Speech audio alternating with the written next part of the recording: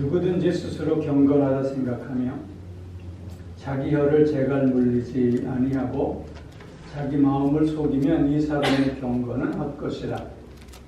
하나님 아버지 앞에서 정결하고 더러움이 없는 경건은 곧 고아와 밥을 그 환난 중에 돌보고 또 자기를 지켜 새 속에 물들지 아니하는 그것이니라. 아멘. 오늘 이 말씀을 의지해서 코람데오의 삶, 즉 하나님 앞에서의 삶이라는 제목으로 말씀을 드립니다.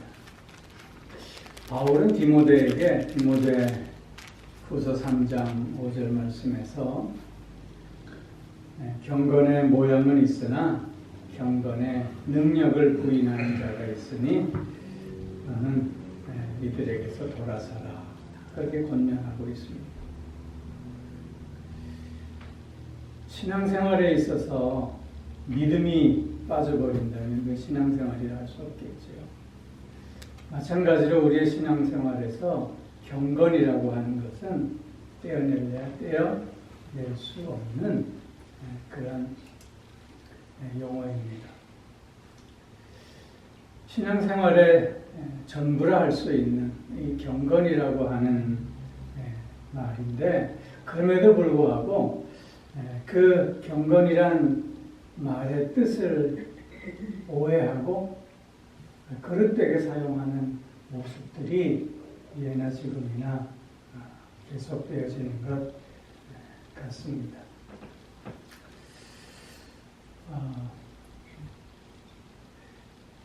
그 유럽의 그 오래된 그 고딕 양식으로 건축된 그런 성당에 여러분 들어가 보신 경험이 있는지 모르겠어요. 경험이 없더라도 무슨 영상을 통해서도 이렇게 보면 그 분위기에 그냥 압도되어서 옷깃을 연게 되고 마음을 가다듬게 되잖아요. 그 분위기에 아주 압도당하게 되는 거예요. 저는 유럽에는 못 가봤지만 서울에 있을 때 명동성당에 몇 번 가봤어요. 근데 명동성당에 탁 들어가서 이렇게 앉아있는데 그 파이프 오르간이 촥 그 소리가 들리면 진짜 정말 저절로 내가 경건해지는 것 같은 그런 느낌을 받곤 했던 기억이 있습니다. 우리가 사람들을 향해서 저 사람은 참 경건한 사람이야 라고 우리가 얘기하곤 하는데, 그럴 때 우리가 어떤 의미로 저 사람은 참 경건하다 그렇게 말하고 있는지 모르겠습니다. 제가 신학교 다닐 때 한 친구가 보통 기도하면 그냥 이렇게 기도하는데 그 친구는 꼭 이렇게 기도했어요. 그 학교 그 구내 식당에서 우리 가끔 그 라면을 사 먹는데, 이렇게 여러 명이 같이 이렇게 앉아서 이제 라면을 주문하고 라면이 나와서 이렇게 먹는데, 그 식당 아주머니가 그 친구한테만 라면 사리를 더 갖다 주는 거예요. 그러면서 하시는 말이 기도하는 모습이 너무 예뻤다고, 너무 경건해 보였다고 그래요. 여러분, 경건이라고 하는 것은 이렇게 우리가 분위기라든가 또 외적으로 드러나는 그런 모습을 가지고 얘기하는 것은 아닙니다. 그런데 경건이라는 말의 그 원래 뜻은 사실 겉으로 드러나는 모습을 얘기하고 있는 거예요. 정성을 다해서 되어 있는 예배의 그 모습을 우리는 경건하다 그렇게 설명할 수 있어요. 그런데 그런 그 경건함이 시간이 지나면서 이게 오도되고 오용되어지곤 했다는 것이죠. 즉 경건하다라고 하는 것이 그냥 그 의식에 빠져 있는 경건주의라고 하면 그것이 그냥 그 의식에 집중한 의식주의의 의미로 너무 많이 그렇게 회자되고 있는 모습을 우리가 보게 되는 것입니다.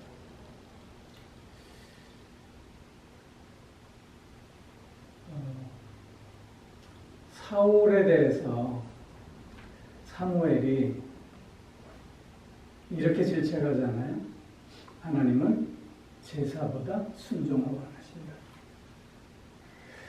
그 말의 뜻은 사울이 하나님 앞에 제사는 열심히 드렸지만 그 제사가 그냥 형식에 치우친, 즉 경건의 모양은 있었지만 그 안에 정말 담겨야 할 그 경건의 내용, 즉 하나님을 향한 진실된 그 마음은 빠져 있음을 지적해 주고 있는 것이지요.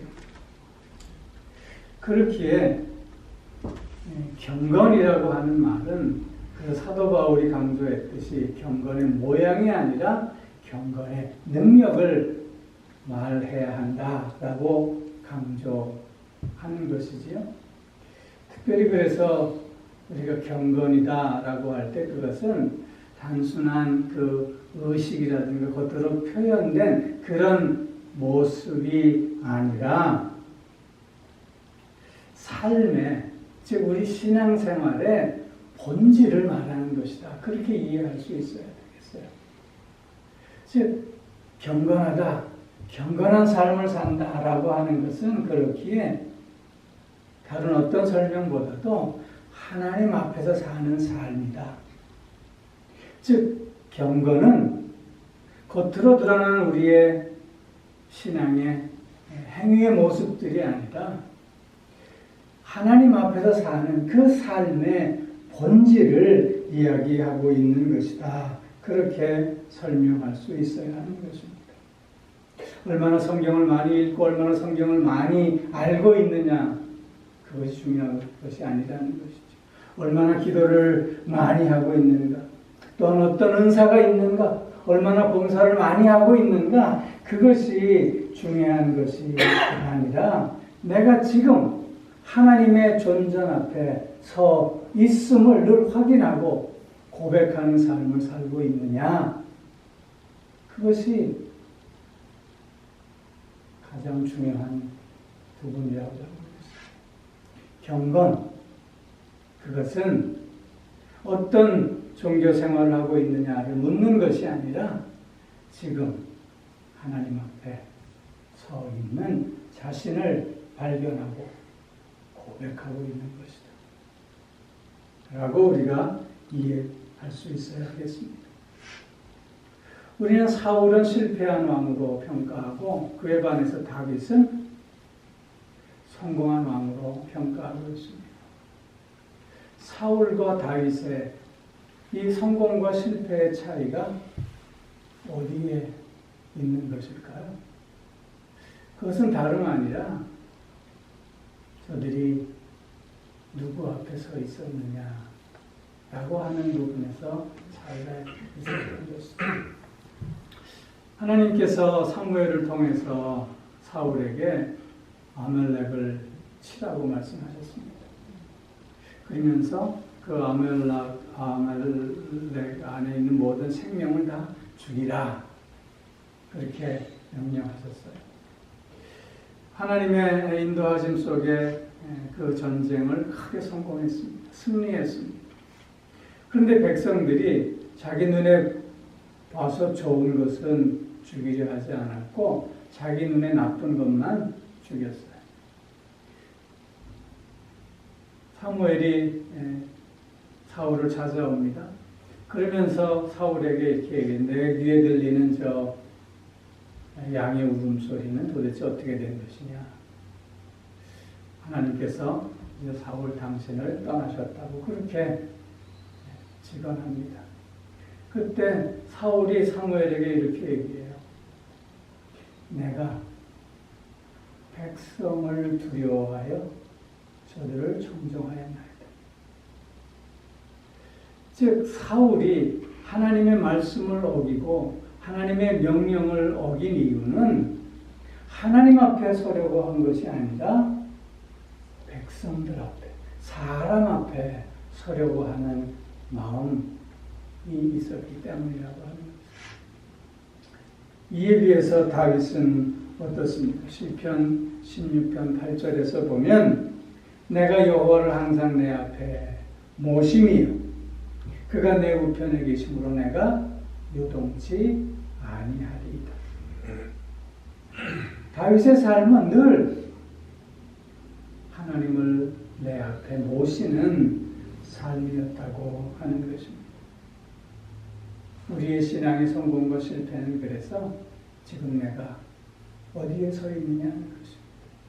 하나님 앞에 서 있느냐 아니면 사람 앞에 서 있느냐 그곳으로 우리의 신앙의 성공과 실패가 나누어질 수밖에 없다는 것이죠. 우리는 궁극적으로 하나님 앞에 서야 하는 존재들 아닙니까? 또한 오늘도 하나님 앞에 서 있는 자들입니다. 우리가 고백하든 고백하지 않든 우리는 이 순간에도 하나님 앞에 서 있는 존재들이라고 하는 것입니다. 그렇게 경건의 삶은 하나님 앞에서의 사는 경건의 삶은 선택이 아니라 필수일 수밖에 없는 것입니다. 특별히 오늘 본문을 통해서 하나님 앞에 서는 참된 경건의 삶이 어떤 모습인가를 우리는 다시 한번 확인할 수 있게 되는데요. 가장 먼저는 오늘 본문을 통해서 살펴보면 잘 말하는 삶입니다. 잘 말하는 삶. 말을 잘하는 삶이 아니라 잘 말하는 삶이에요. 오늘 26절 말씀을 보세요. 누구든지 스스로 경건하다 생각하며 자기 혀를 재갈 물리지 아니하고 자기 모임을 속이면 이 사람의 경건은 헛것이라. 혀에 재갈을 물릴 수 있어야 된다는 거예요. 잘 말하는 삶. 막 말하는 삶이 아니라 잘 말하는 삶. 살 수 있어야 하고 그것이 곧 하나님 앞에 서는 삶, 경건의 삶임을 말씀하고 있습니다.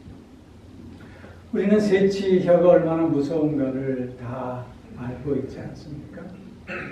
그러나 그럼에도 불구하고 막말하는 사람은 많이 보지만 말을 잘하는 사람, 잘 말하는 사람은 쉽지 않은 것 같아요. 그 이유는 아마 우리의 마음이 삐뚤어져 있기 때문이 아닐까 싶습니다. 왜냐하면 말이라고 하는 것은 겉으로 드러나는 우리 마음의 모습이기 때문인 것이죠. 미운 마음이면 미운 말을 쏟아낼 수밖에 없고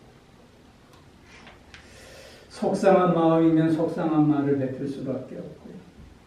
분한 마음이면 거친 말들을 쏟아낼 수밖에 없는 것 아니겠습니까? 불평하고 악담하고 비난하고 욕설을 내겠습니다.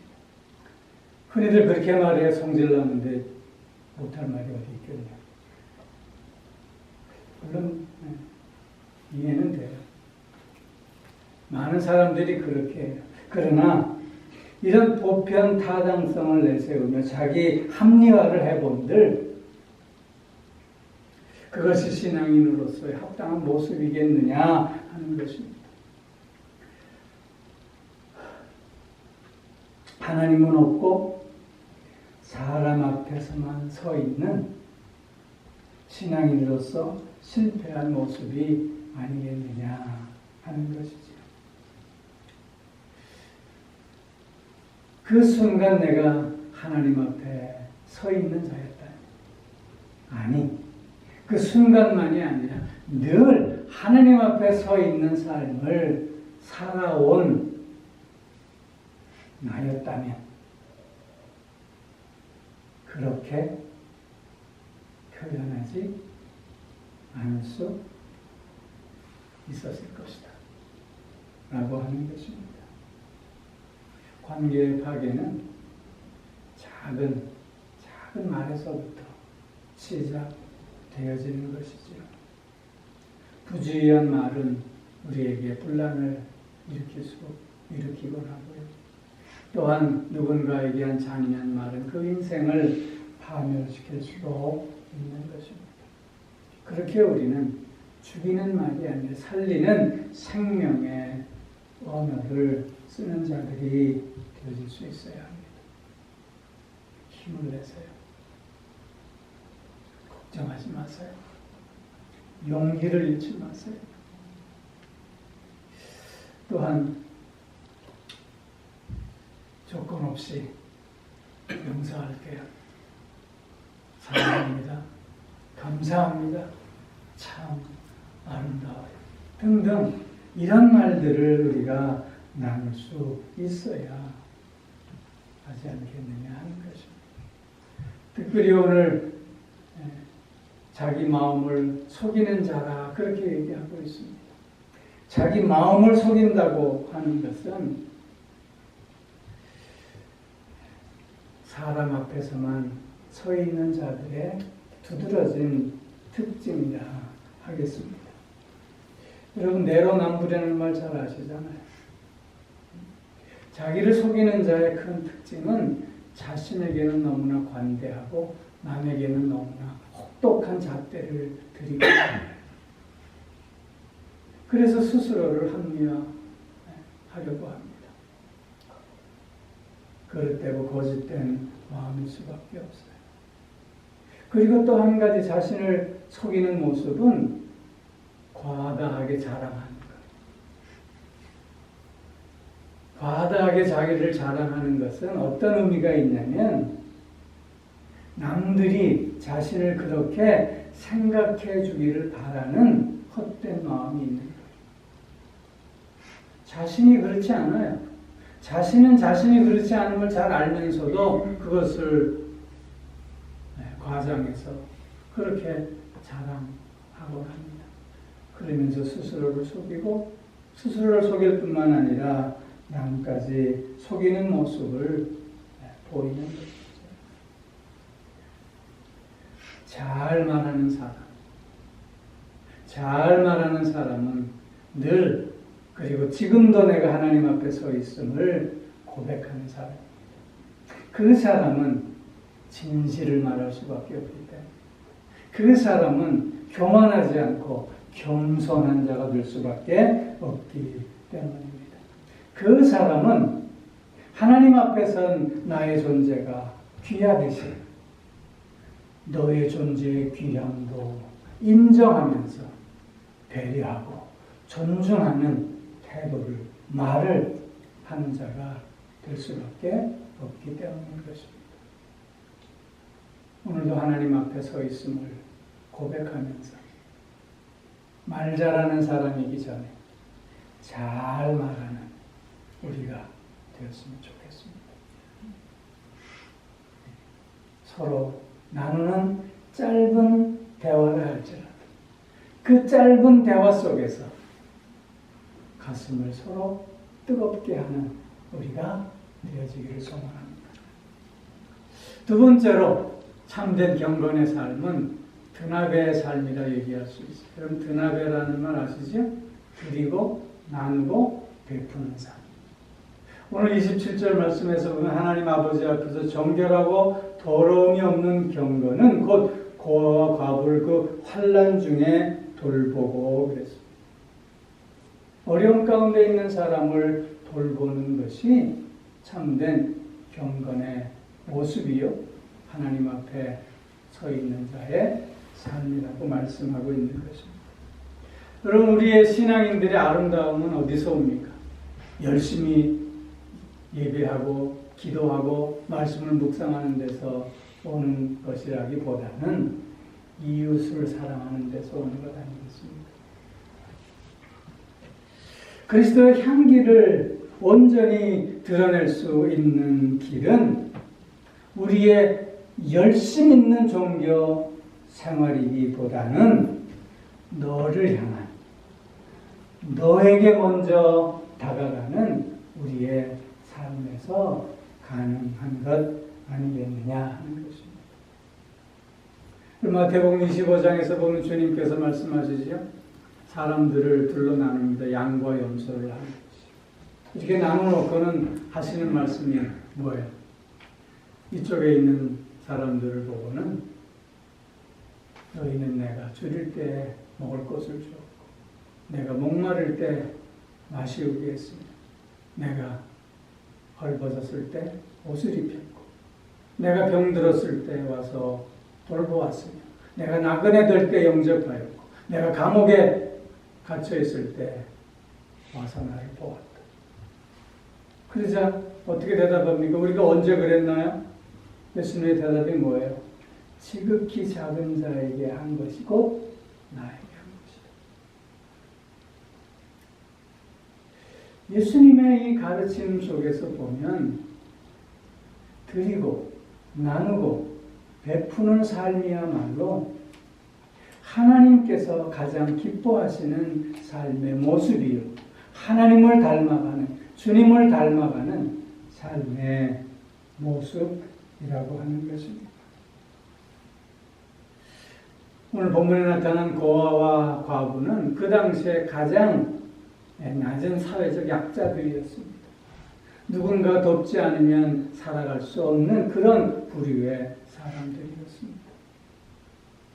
하나님의 뜻은 저들과 함께하는 것이다 라고 말씀하고 있는 것이죠.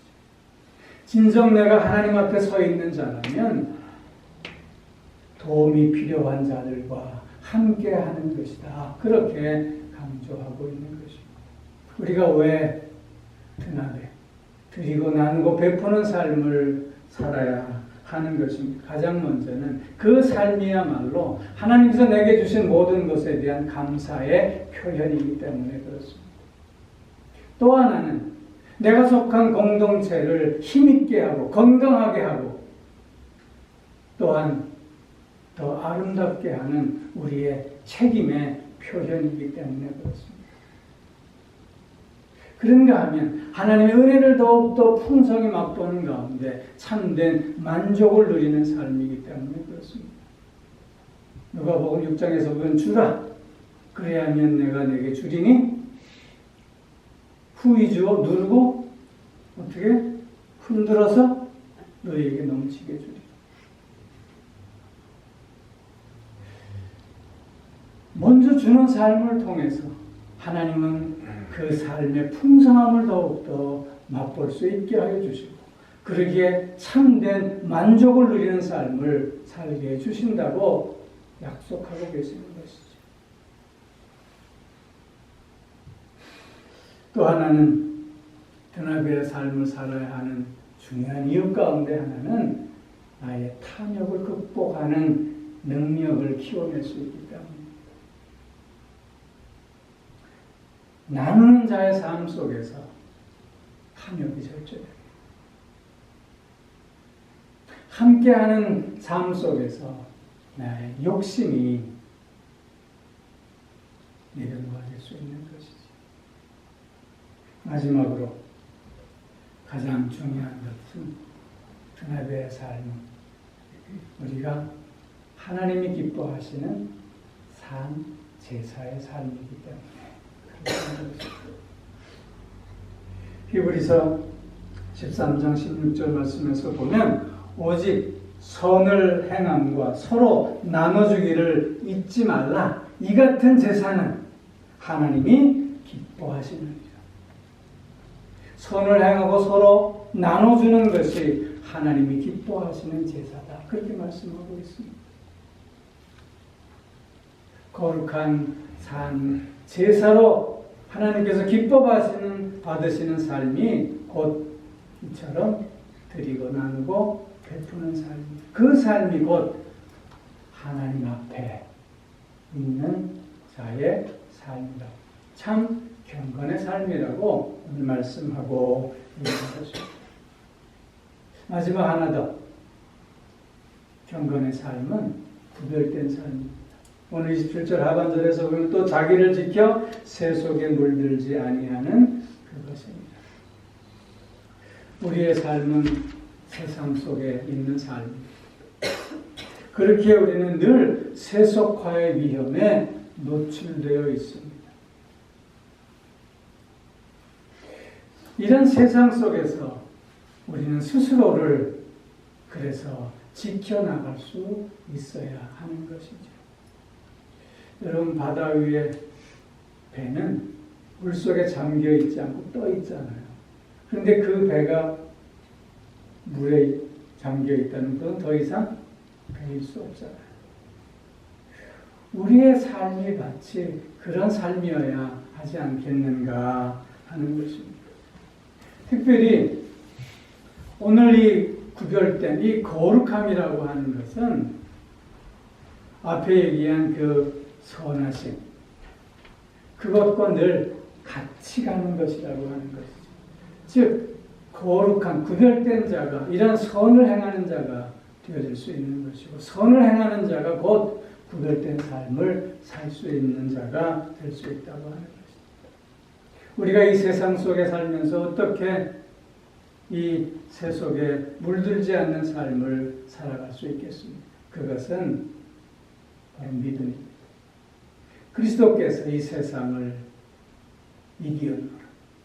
그리스도를 믿는 믿음이 오늘도 우리를 이 세상에서 승리하게 할 것이다 라고 하는 이 고백 속에서 우리는 새 속에 물들지 않는 구별된 삶을 살 수 있는 것이며, 또한 하나님 앞에 기도함으로써 하나님께서 우리를 보호하시고 하나님께서 우리를 온전히 책임져 주신다고 하는 확신 속에서 우리는 또한 구별된 삶을 살아갈 수 있게 되는 것이고, 무엇보다도 말씀을 통해서 하나님의 뜻을 깨닫고 하나님께서 그 말씀을 통해서 나에게 보여주신 그 비전, 그 목표를 향해 올곧게 나아갈 수 있기에 우리는 또한 이 세속화의 물결 속에서 자신을 지켜내며 스스로 구별된 삶을 살아갈 수 있게 되는 것이죠. 고람대오의 삶, 하나님 앞에서의 삶이야말로 참된 경건의 삶인데, 그 삶은 잘 말하는 삶이에요. 그나그의 삶이 구별된 삶임을 다시 한번 확인하면서 우리가 오늘 그렇게 하루를 살고 또 그렇게 하나님께서 주시는 또 하루를 살아가는 우리 모두가 꼭 되어질 수 있게 주님으로 축원합니다. 기도하겠습니다.